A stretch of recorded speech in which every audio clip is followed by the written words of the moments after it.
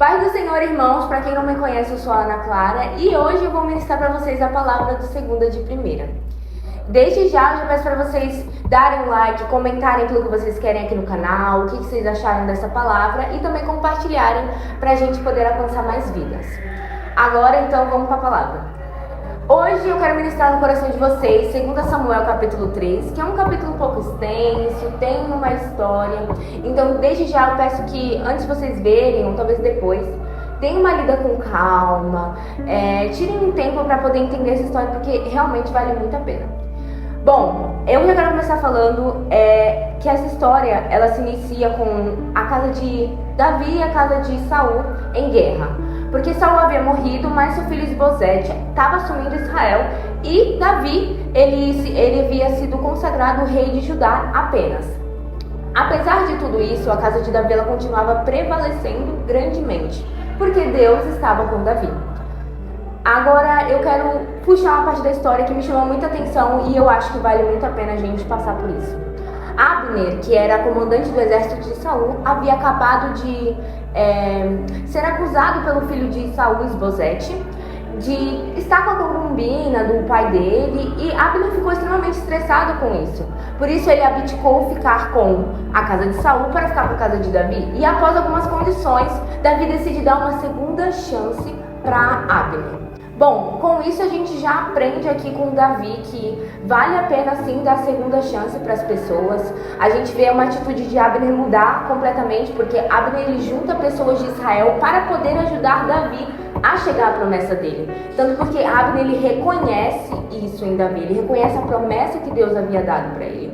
Então eu acho importante a gente ter pessoas perto da gente que também reconheçam a promessa que Deus tem sobre as nossas vidas e nos aproximem até lá. Porque Abner fez isso. Abner chamou pessoas de Israel para que Davi pudesse se estabelecer como rei de Israel. Porque até então ele era apenas rei de Judá. Então a gente já aprende aqui com Davi a realmente ter esse coração aberto para as pessoas. Porque às vezes a gente é tão machucado por alguém que a gente fecha o nosso coração. Fecha essa coisa de dar segunda chance, de acreditar realmente que pode haver pessoas boas. Eu não sei se você já passou por alguma situação assim, mas a gente acaba se sentindo muito machucado. E o que Deus ministrou aí pra mim hoje foi pra gente deixar os sentimentos do passado pra trás mesmo, pro passado, e seguir em frente. Davi fez isso. Mesmo a gente consegue ver o coração de Davi nessa história, porque ele aprendeu. Davi foi perseguido por Saul 10 anos. E mesmo durante esses 10 anos, quando Saul morreu, Davi ele continuou com o mesmo coração, pranteou. E a gente, continuando agora a história, a gente vê Abner ali se redimindo com Davi. E só que havia uma pessoa que ainda não havia se redimido com Abner, que esse é Joabe. Joabe ele era comandante de Davi. Então, quando Joabe voltou para a cidade e viu que Davi fez amizade ali com Abner, porque o que acontecia? Qual era o conflito? Se você ler um capítulo antes, você vai ver que Abner ele acabou matando o irmão de Joabe.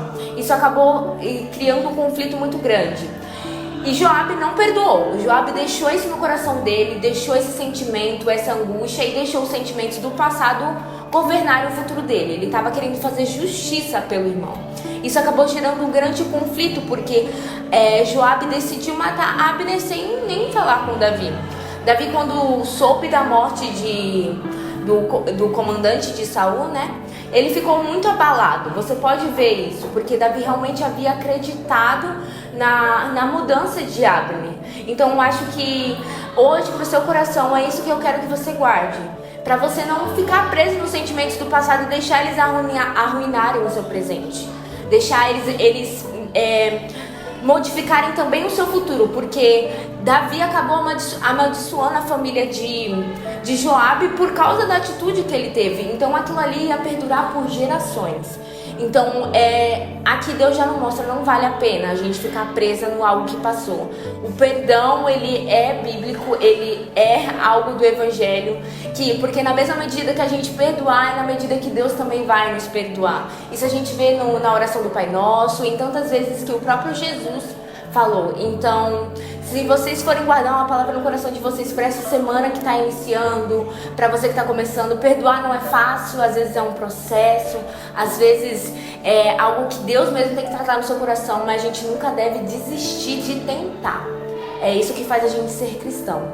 Então, essa semana, a prática do dia vai ser você tentar perdoar alguém, mesmo que tenha machucado, e dar novas chances para as pessoas, porque às vezes tem alguém tentando se aproximar de você e o seu coração tá fechado, você não consegue por aquilo que passou.